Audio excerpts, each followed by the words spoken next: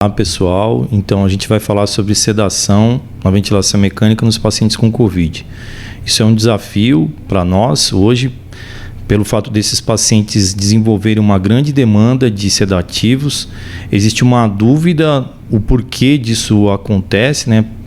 Aparentemente parece que isso é considerado por conta da doença ou mesmo pela hipoxemia que esses pacientes acabam desenvolvendo. De fato, existem alguns processos, na fases que a gente vai dividir aqui para utilizar os sedativos e analgésicos nesses pacientes. Na fase inicial, esses pacientes eles vão precisar ser profundamente sedados, pelo fato deles precisarem ter ajustes na ventilação mecânica. Algumas manobras vão ser feitas com aumento de PIP ou mesmo manobra de prona.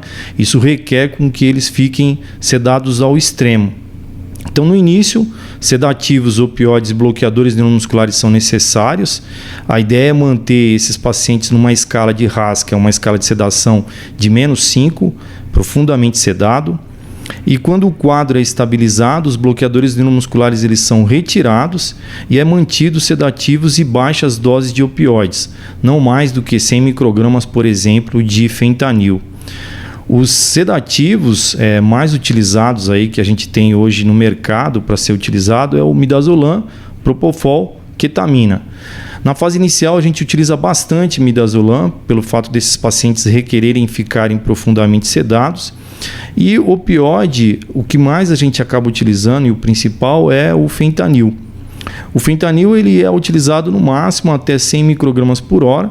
Você pode até utilizar morfina, considerando que os pacientes não podem ter problemas renais, ou mesmo remifentanil, que tem um processo aí de curta duração, Então, se atentar para isso, mas são drogas que são possíveis, depende muito do preço, da disponibilidade no mercado e de algumas patologias que o paciente às vezes apresenta e você tem que escolher qual seria a medicação mais adequada para esse determinado paciente. Na estabilização, todos os dias os pacientes vão ter que serem submetidos a despertares, despertar diário que a gente fala.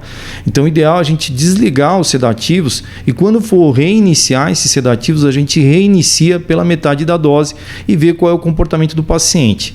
A ideia nessa fase de estabilização é o paciente ficar o mais confortável possível, até com que ele se ajuste a essas trocas de gases no pulmão, a ventilação ela fique mais tranquila e a gente parta aí por uma retirada, um desmame dessa ventilação.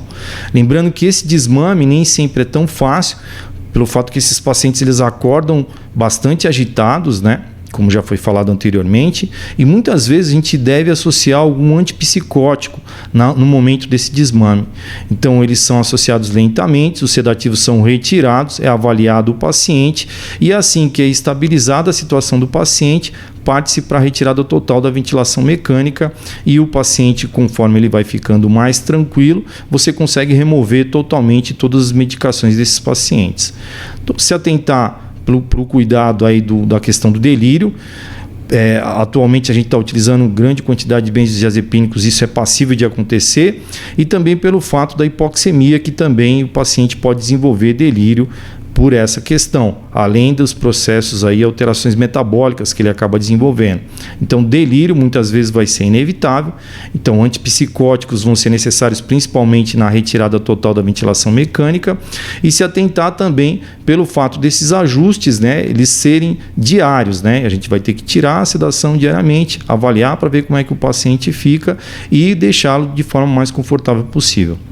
Acho que é isso, pessoal. Obrigado.